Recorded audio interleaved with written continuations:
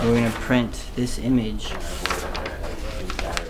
which shows a big truck, like they use in the tar sands. Do you need a dump truck big enough to carry 100 elephants? Then take that one. There is not a more powerful truck anywhere. 400 tons load weight, 200 tons empty weight. We are in Canada's Alberta province. The men of Albion Sands work hard to strip mine black gold oil sand. 2 tons of oil sand yield 1 barrel of oil. At today's crude prices, the effort is worth it. And you can see how big it is even if you haven't ever seen the original truck in a photograph. It's huge. It's like bigger than the United States. Yeah, they're it's like almost, it's bigger than Canada. Massive. Except most of Canada unpacks. And so that's the thing, is that like you can see how big it is because there's a ladder. You know, there's a ladder in the front of it. You'd have to take a ladder up. You got 14 steps going up, and at my house at home I have 14 steps going up my upstairs. So it's like going upstairs to my house, sitting on my bed, and driving my house downtown. And then yeah, it's as big as the United States because I'm basically trying to say this this icon for the tar sands that I've sort of picked is also is in the place where Canada should be, because now, you know, internationally that's becoming sort of the name that Canada is getting for itself. Brian Jean represents the region in Canada's Parliament. Is this comparable to a gold rush? I think it's bigger than a gold rush. We're expecting $100 billion over the next 10 years to be invested in this area. And it's only just begun. The oil sands field covers an area bigger than the entire landmass of England. Not a new discovery by any means, but now the rising price of oil and new technology means getting it out brings big profits. There's no denying there are environmental issues here. The extraction process itself generates huge amounts of greenhouse gases. The effect on the land could hardly be more dramatic. Canada's tar sands operations, one of the most destructive and dirty energy projects in the world. The strip mining and drilling of tar sands destroy enormous swaths of pristine forests and create lakes of toxic waste so large they can be seen from space. These lakes leak 3 million gallons of toxic waste into the Athabasca River and watershed every day. Downstream, native peoples who consider these waters their lifeblood are experiencing a horrific spike in rare cancers. In Canada, tar sands have become the fastest growing source of pollution. Soon, this dirty fuel will be the largest single source of imported oil for the U.S. I was showing folks how to use a silkscreen to make a simple. Oh, nice to meet both you guys. You know, because we're using some photo emulsion to burn screens to do sharp prints. And so they picked out this image out of a book, Renee Templeton graphic, and it shows people carrying a banner, and it says humans. And then below that, they came up with this messaging, and it says, "We have lived here for thousands of years without a pipeline. Can we survive for thousands more with one?"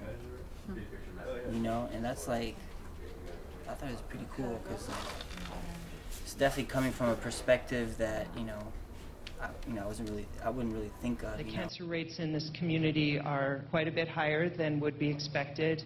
The rates of leukemias and lymphomas were about 3 times higher than would be expected.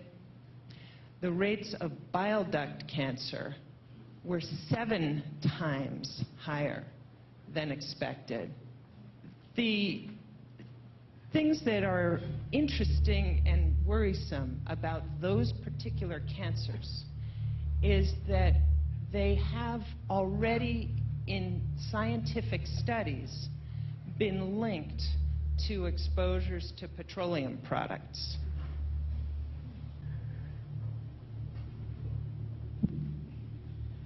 My name is Crystal Ravitz. I'm 31 years old, and I found out that I might have ovarian cancer, waiting on my ultrasound results. How do you tell your kids that you're sick? How do you explain to them when they've already lost so many family members to cancer? It's the hardest thing in the world to tell them. Something has to be done. I love my home. I love the people around me, and I don't want to lose any more people. Especially family. Especially me for my kids. Thank you.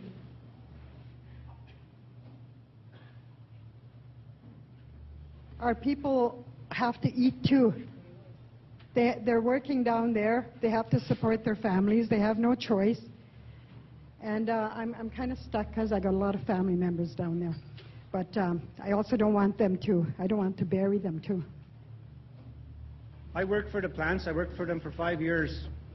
So I think we have to all take a hard look at ourselves and say, do we want those jobs and keep dying? Right now, I think there's about 10 or so active mines running, up and running. I believe that there's something like 42 more coming up, 42 proposed projects. If the numbers that we're showing, or you guys are showing us today, would that be times 42 in the future? Because I think that the signs are there, the numbers are going up, it's only going to get worse. I don't want to see it go tenfold anymore. I don't want to bury any more friends and family.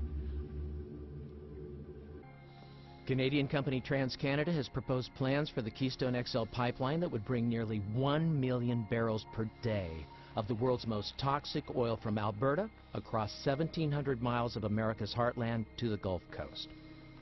And it's such a big truck, and it's rolling over the United States, that it's cracked it, you know. This massive truck has cracked the United States, but it's cracked it right here, and this is actually the proposed pipeline. The Keystone XL pipeline would go from Alberta, the tar sands, and would cut through the entire United States down to Texas and Louisiana.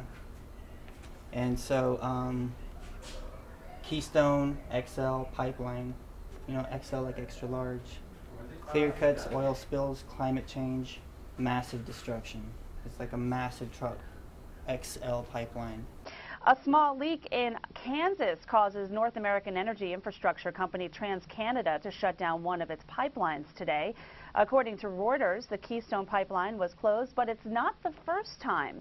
The 591,000 barrel per day pipeline was also shut down earlier this month after a leak in North Dakota. Historic Marshall, Michigan has long been known as a fountain of old world charm.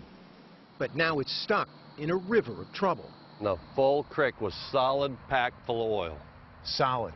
Solid. On the morning of July 26, part of the world's longest petroleum pipeline, stretching 1,900 miles between the U.S. and Canada, ruptured, pouring at least 800,000 gallons of crude into the waterways surrounding this scenic town, fouling the air with a noxious odor, threatening the water, and as seen in this home video, drenching local wildlife. Tonight with another Enbridge oil spill less than 2 months after a pipe burst in Calhoun County, spilling oil into West Michigan's waterways.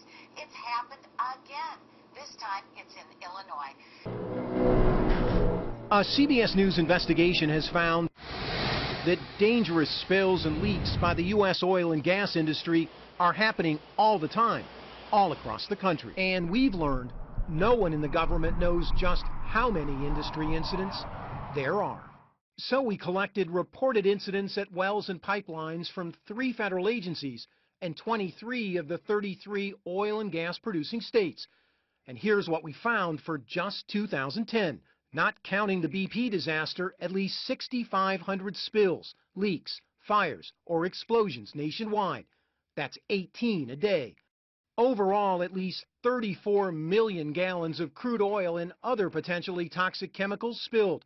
That's triple the size of the 1989 Exxon Valdez spill. I think for the first time, people realized that there is a pollution delivery system underway here. Big time. And so that poster came from this sketch. So it's just like sketching out different ideas, you know. Here's a truck on top of the world. It says the world's, what does it say? The world's largest destructive dirty energy project in the world. The largest destructive dirty energy project in the world is like one of the trucks on top of the world. But this is the sketch that, like, you know, is kind of the idea for the prints that we'll be making as soon as we burn the screen. So they just sent around a whole bunch of ideas that they've been riffing on.